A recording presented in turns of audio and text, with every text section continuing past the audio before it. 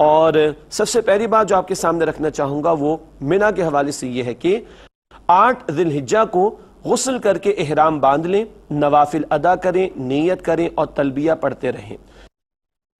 یعنی جو حضرات گئے تھے پہلے انہوں نے عمرہ ادا کیا تھا اور عمرے کے بعد احرام کھول لیا جاتا ہے اور پھر حج کے ایام میں دوبارہ احرام حج کی نیت سے باندھا جاتا ہے۔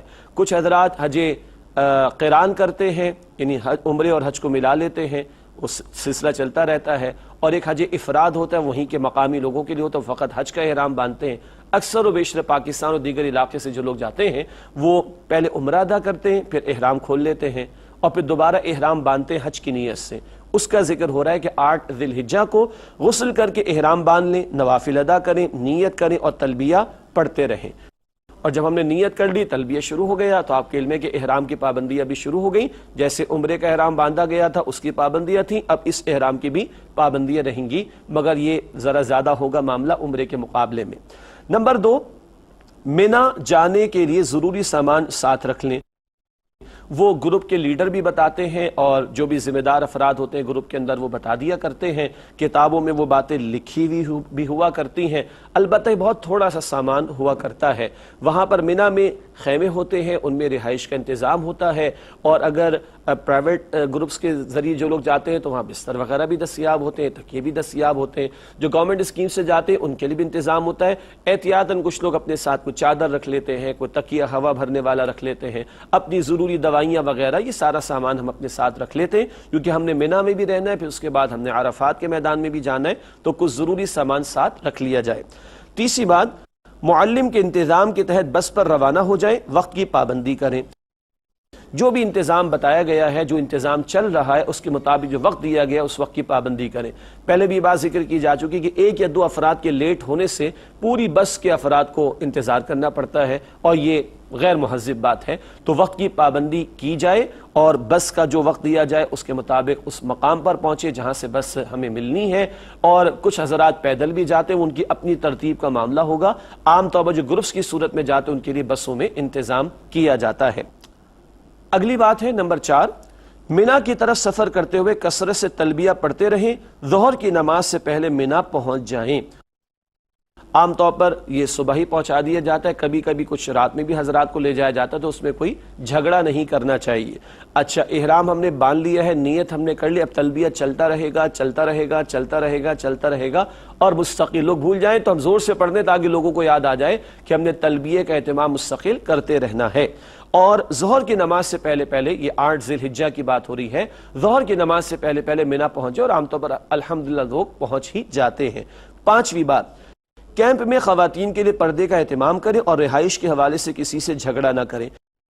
عام طور پر اہتمام ہوتا ہے، لیکن کہیں محسوس ہو، بعض کیمپس ایسے ہو سکتے ہیں، میں پرائیویٹ اور گورنمنٹ کی بحث نہیں کر رہا، لیکن بعض کیمپس ایسے ہو سکتے ہیں کہ جہاں ایسا اہتمام نہ ہو، تو اسی کے لیے پہلے ایک بڑی چادر کا اور سیفٹی پن کا کہا گیا تھا، وہ چادر اور سیفٹی پن وغیرہ یہاں پر کام آئے گی۔ پردے کا اہتمام ہم نے کرنا ہے، اور کیا ہی اچھا ہو کہ یہ پردے کا اہتمام اس مقدس سفر میں ہماری بہنوں اور بیٹیوں کے لیے ساری زندگی پردہ کرنے کی تربیت کا ذریعہ بن جائے۔ تو بہرحال خواتین کے لیے پردے کا اہتمام، اور رہائش کے حوالے سے کسی سے جھگڑا نہ کریں کہ نہیں جناب مجھے تو وہ کارنر پلاٹ چاہیے، مجھے تو اس جگہ پر چاہیے، میں ذرا چاہتا ہوں کہ مجھے ہوا اچھی طریقے سے چلی، مجھے دروازے کے قریب آپ لٹا دیجئے، مجھے یہ بحث نہ کریں۔ ہر کوئی یہ کرے گا تو پھر تو بات ہی نہیں بنے گی۔ اور پہلے دن سے ان نشستوں میں ہم آپ کے سامنے رکھ رہے ہیں ایثار کا معاملہ، صبر کا معاملہ، دوسرے کو ترجیح دینے کا معاملہ، یہ سفر حج ہماری تربیت بھی کر رہا ہے۔ 6ٹھی بات، اپنے کیمپ کے پول نمبر اور روڈ کی اچھی طرح سے شناخت کر لیں، یہ بہت قیمتی ہے۔ سارے خیموں کی شکلیں ایک جیسی ہیں، سارے کھمبے ایک جیسے ہیں، ہاں ان کے نمبر مختلف ہوا کرتے ہیں۔ اسی طرح کچھ حضرات کے پاس میپس ہوا کرتے ہیں، اس سے لوکیٹ کر لیا جاتا ہے۔ کچھ خاص جگہ ہوا کرتی کہ وہاں فلاں جگہ پہ وہ فائر بریگیڈ کا آفس ہے، فلاں جگہ پر فلاں ادارے کا آفس ہے، فلاں جگہ پر یہ فلاں دکانیں موجود ہیں۔ ان نشانیوں کو بھی یاد کر لیا جائے، خواتین کو بھی یاد کرا لیا جائے، تو سہولت رہے گی آئندہ جب بہت لاکھوں کی تعداد میں یہاں پر لوگ منا میں موجود ہیں۔ ذہن میں رکھیے اس بات کو۔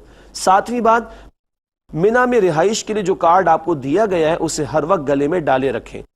ویسے تو یہ کارڈ معلم یا گروپ کی طرف سے پہلے دن سے دیا جاتا ہے، اور کچھ بینڈز بھی ہاتھ میں پہننے کو دیے جاتے ہیں، کڑا دیا جاتا ہے، اور اس سال کچھ حکومت سعودیہ کی طرف سے اور اہتمام کیا جا رہا ہے۔ تو بہرحال یہ سب ہماری شناخت کے لیے ہے، اسی میں ہمارے فون نمبرز ہوتے ہیں، اسی میں ہمارے معلم کے فون نمبرز ہوتے ہیں، ہمارے متعلق کوئی ڈیٹا ہو سکتا ہے، معلم کے متعلق کوئی ڈیٹا ہو سکتا ہے۔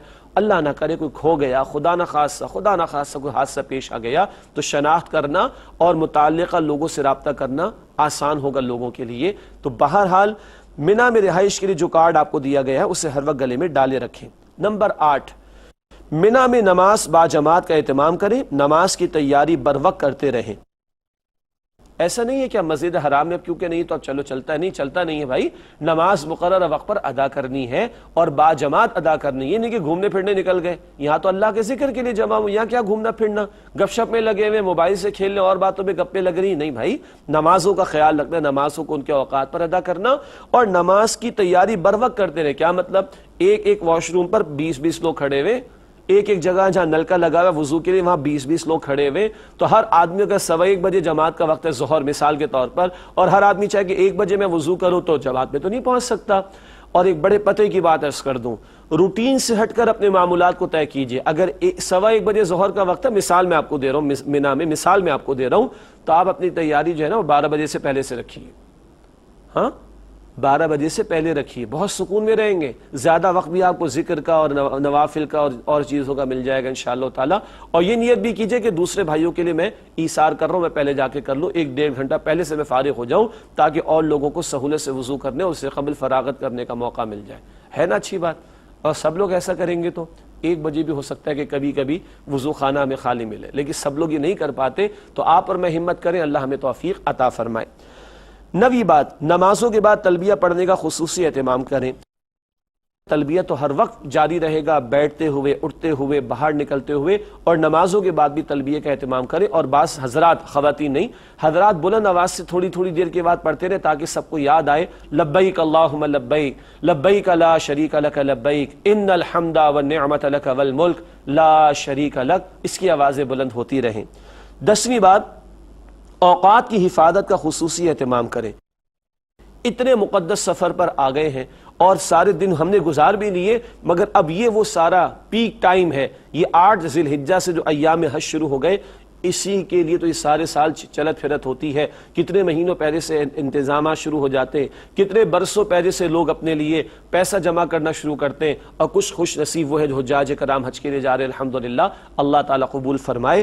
تو اپنے اوقات کی حفاظت کرنا، یہ ذکر کا موقع ہے، یہ اللہ کو یاد کرنے کا موقع ہے، اللہ سے مانگنے کا موقع ہے، دین کو سیکھنے کا موقع ہے، تربیت حاصل کرنے کا موقع ہے، یہ ایک مجاہدانہ تربیت بھی ہو رہی ہے۔ ایک کھلے آسمان تلے بس خیمے لگے ہوئے ہیں، وہاں گرمی کی شدت ہے تو وہ بھی برداشت کرنی ہے، گھر جیسا آرام نہیں تو وہ بھی برداشت کرنا ہے، ہوٹل جیسا آرام نہیں تو وہ بھی برداشت کرنا ہے، اور اپنے اوقات کو قیمتی بنانا ہے اللہ کی یاد، اللہ کے ذکر کے لیے۔ اللہ ہم سب کو توفیق عطا فرمائے۔ 11ویں بات، ہر نماز کے بعد درس قرآن و حدیث کا اہتمام کریں۔ ہر گروپ کے اندر عام طور پر اہل علم ہوا کرتے ہیں، اور اگر کسی اور گروپ میں اہتمام ہے ہمارے تو ان سے بات چیت کر کے ان کے ہاں جا کر بیٹھنے کا اہتمام کر لیں۔